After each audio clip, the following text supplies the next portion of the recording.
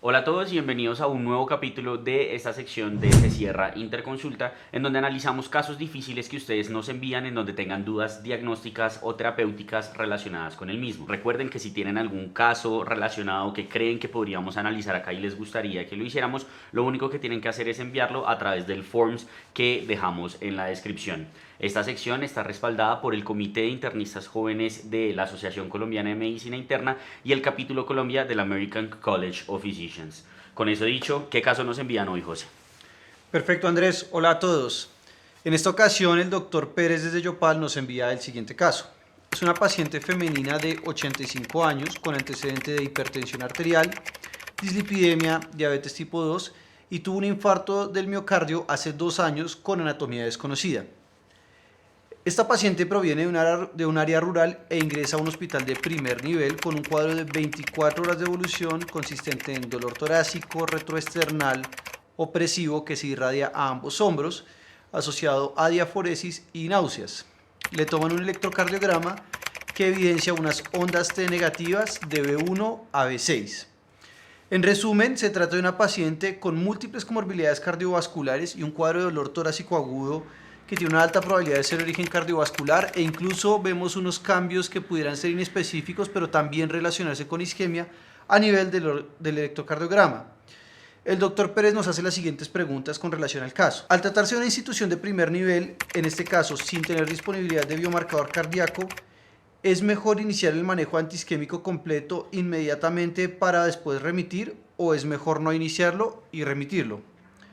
Además de eso nos pregunta que si por la edad de la paciente debe hacerse algún ajuste en la dosis de los antiplaquitarios. ¿Qué opinas, Andrés? Bueno, es un caso muy interesante y es un caso del día a día, especialmente para los médicos que trabajan en áreas rurales, pero también los médicos que trabajamos en alta complejidad y por lo cual pues todos lo tenemos que saber abordar. El dolor torácico sabemos que es uno de los principales motivos de ingresos a los servicios de urgencias a nivel mundial, aproximadamente el 10%. Y si bien muchos pacientes no van a tener causas graves, es muy importante que de entrada recordemos que cuando nos enfocamos a un dolor torácico tenemos que descartar, sea en el interrogatorio o con exámenes si así lo consideramos pertinente, las causas potencialmente mortales de un dolor torácico, como pueden ser el síndrome coronario agudo, el tromboembolismo pulmonar, lo que sería el síndrome aórtico agudo, una falla cardíaca descompensada, taponamiento cardíaco, ruptura esofágica, entre otros, que son los que realmente podrían llegar a atentar contra la vida del paciente. En este caso, con el cuadro clínico que nos describen, pues el dolor torácico es altamente sugestivo de un síndrome coronario agudo y estamos sospechando que se podría estar tratando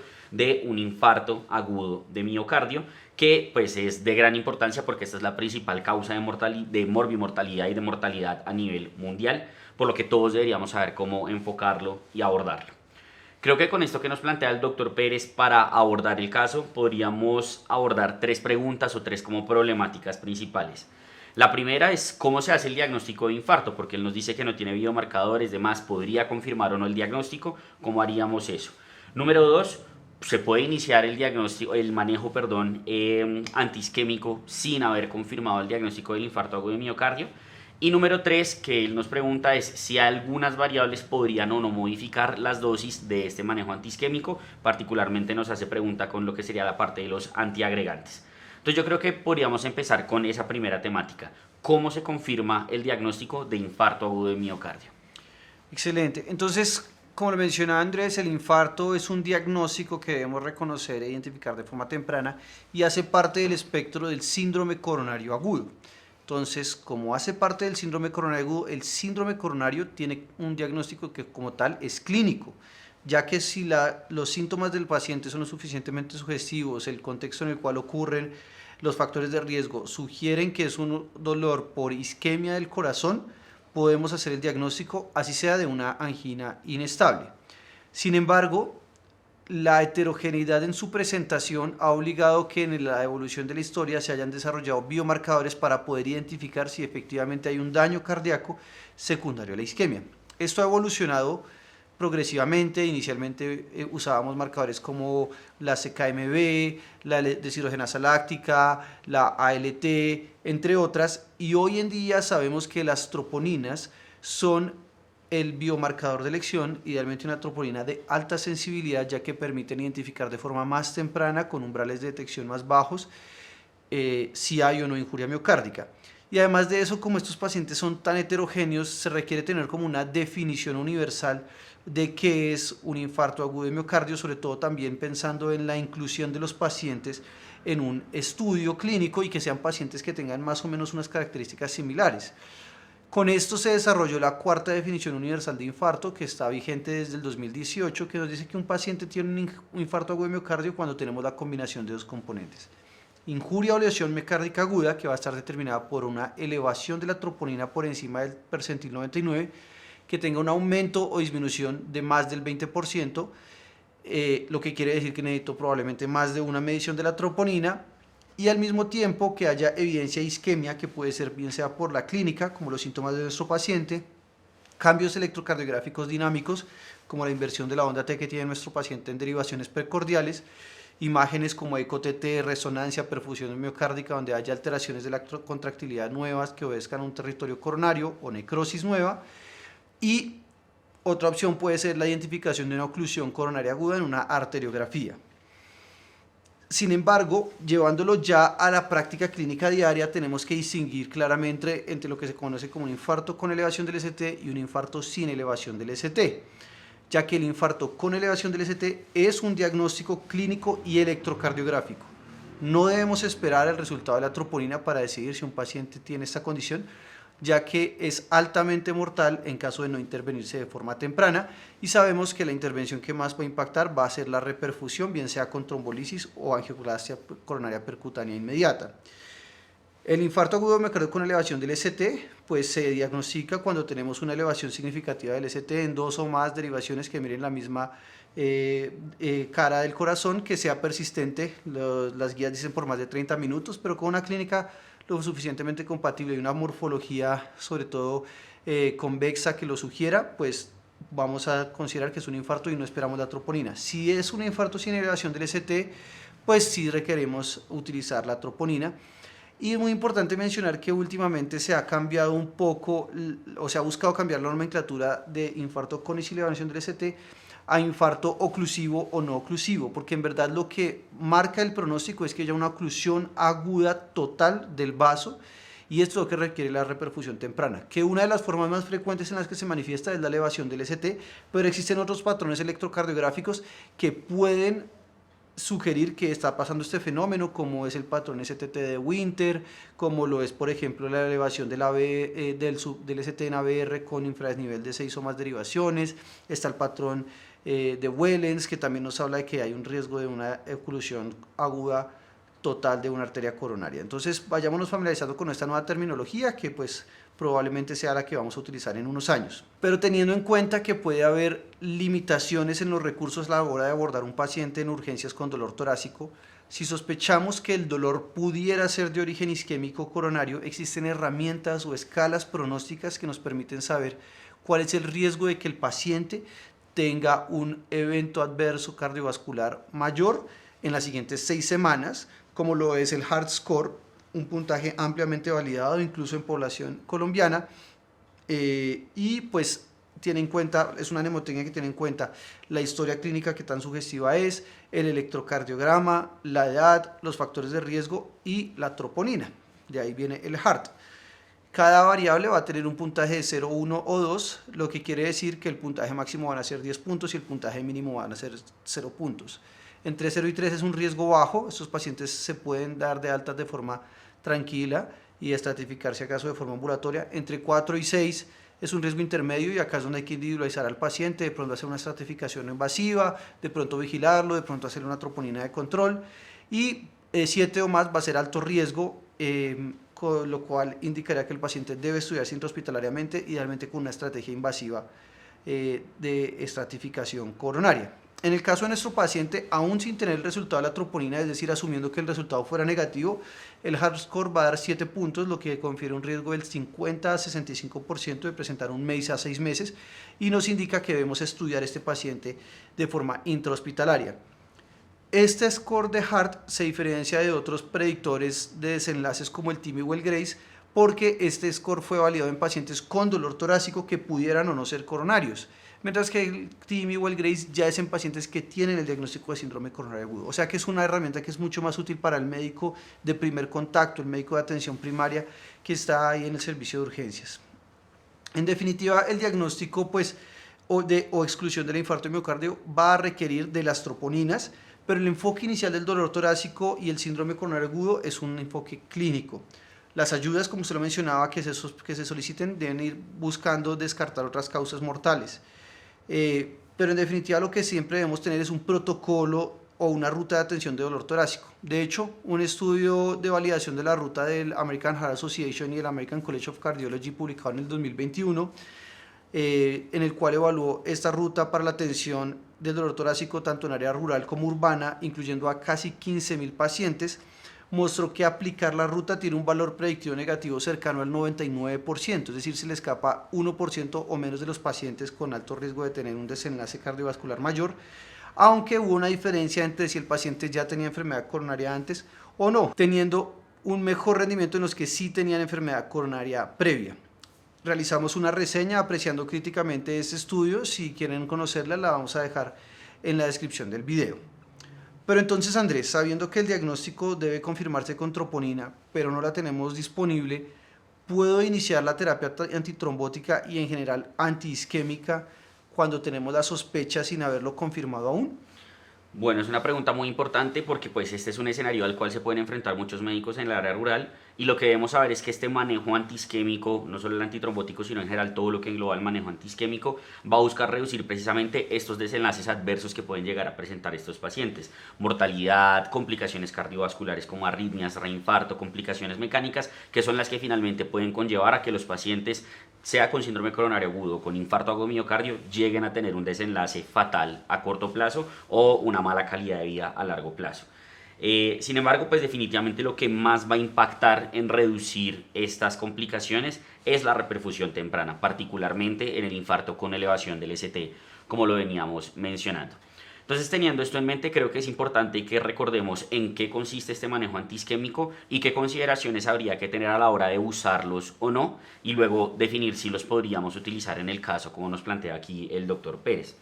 Para recordar este manejo antiisquémico existe una mnemotecnia que es el BB-MONA. La primera B hace referencia a los beta bloqueadores. Los beta bloqueadores, lo que tenemos que saber es que si bien los utilizamos de forma rutinaria, pues su evidencia no es la mayor, puede que reduzcan algo de complicaciones relacionadas con arritmias en el corto plazo, pero en general se podrían utilizar siempre y cuando el paciente no tenga una contraindicación para los mismos, como va a ser un choque asociado, como va a ser compromiso ventrículo derecho o como va a ser un bloqueo auriculoventricular de alto grado, es decir, un MOVITS 2 o un bloqueo completo. En esos escenarios definitivamente deberíamos de retrasar o no iniciar el beta bloqueador. La E hace referencia como tal a las estatinas. Las estatinas en general se inician, recordar que se deben iniciar a dosis altas, atorvastatina a dosis de 80, rosuvastatina a dosis de 40. Y lo que buscan las estatinas en este momento agudo que las iniciamos no es disminuir los lípidos ni nada por el estilo, sino a través de sus efectos pleiotrópicos. Se ha demostrado principalmente en estudios pues in vitro, realmente no in vivo,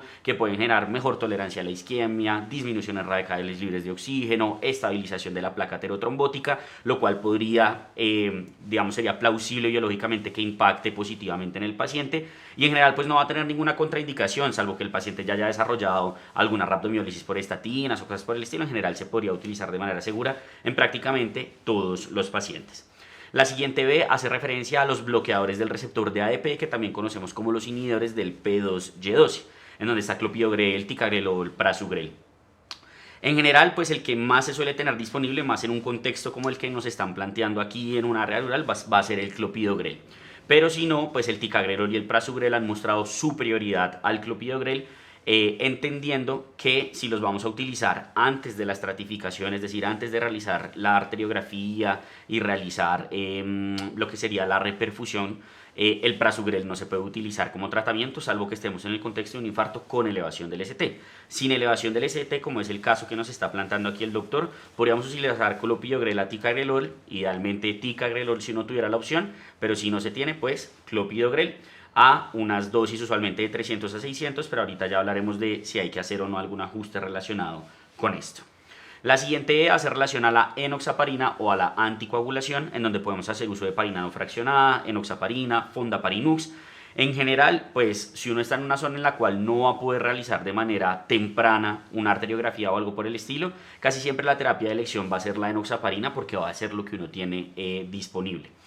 Esto pues en general digamos que se puede utilizar también en todos los pacientes salvo que tengan al momento de la presentación aguda alguna contraindicación para la anticoagulación, trombocitopenia severa, sangrados activos mayores o cosas por el estilo. Pero el resto en general se podría considerar. Luego viene la EM, que es de morfina. La morfina la utilizamos solo si el paciente tiene dolor, de resto en general no la deberíamos utilizar. Y también está la recomendación de que en pacientes con compromiso de ventrículo derecho o con hipotensión se debería abstener el uso de la morfina porque puede llegar a tener un impacto hemodinámico a este nivel. Entonces ahí pues idealmente no la deberíamos utilizar como estrategia analgésica.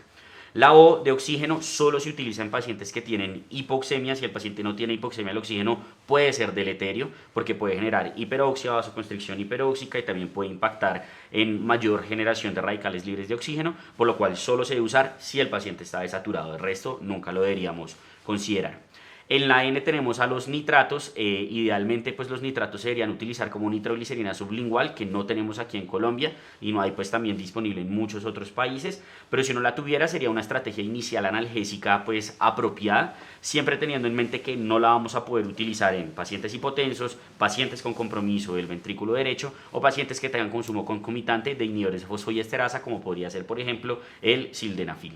Y finalmente tenemos la A, que es la aspirina. La aspirina en general también la podemos utilizar en todos los pacientes. La utilizamos con una dosis de carga de 300,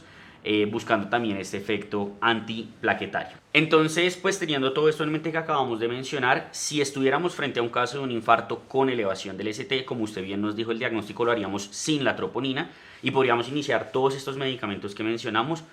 únicamente con la presentación clínica y el electrocardiograma. Ahora, como estamos en el escenario de un infarto sin elevación del ST o una angina inestable, dependiendo de cuál sea el resultado de la troponina,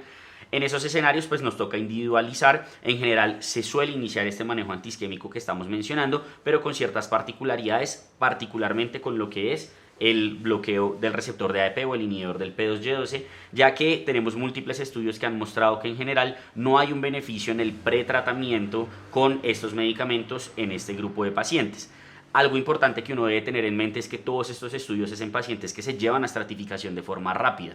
Quiere decir esto que si, por ejemplo, en este caso estoy en una población rural y sé que quizá la arteriografía se va a demorar más de un día, más de 2 días, no estaría mal considerar el inicio del bloqueador del receptor de ADP, porque la evidencia que dice que nos sirve es si yo lo voy a estratificar tempranamente. Pero pues digamos que si tuviéramos esa posibilidad de remitirlo en 3 horas a un sitio con arteriografía o algo por el estilo,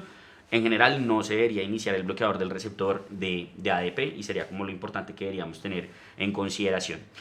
Entonces, si lo aterrizamos al caso que nos plantea el doctor, como usted bien dijo, pues el diagnóstico del síndrome coronario agudo es sindromático, es clínico, y una angina inestable se trata como un infarto sin elevación del ST a fin de cuentas. Entonces yo creo que el médico o el doctor podría iniciar, si ha descartado complicaciones asociadas, las contraindicaciones que mencionamos, otros compromisos como un síndrome aórtico agudo, podría iniciar este manejo antiisquémico, probablemente sin el bloqueo del receptor de ADP, precisamente por lo que mencionamos de su falta de efectividad, pero también teniendo en mente que si este paciente llega a requerir alguna intervención quirúrgica porque tiene una anatomía que requiera una revascularización miocárdica, va a tener un problema relacionado con el uso de estos medicamentos porque vamos a necesitar 5 a 7 días, dependiendo de cuál se haya utilizado, para poder operar al paciente. Entonces, otra razón adicional para no colocar estos medicamentos de forma temprana en todos los pacientes en los que se sospeche un síndrome coronario agudo. Y ya crónicamente, pues al momento que se confirme el diagnóstico, se definirán otros manejos conforme a las comorbilidades del paciente.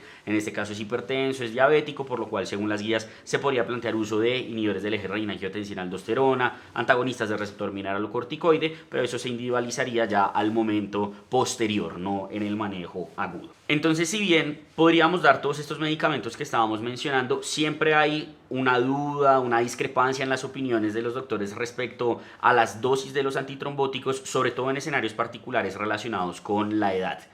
Y de hecho el doctor nos lo está preguntando. ¿Qué le podríamos decir relacionado con esto? Bien, Andrés. Particularmente en estos temas, como tú lo dices, tenemos como una lista de medicamentos que debemos usar y a veces se vuelve casi como una receta de cocina por lo que es tan frecuente y tan conocido,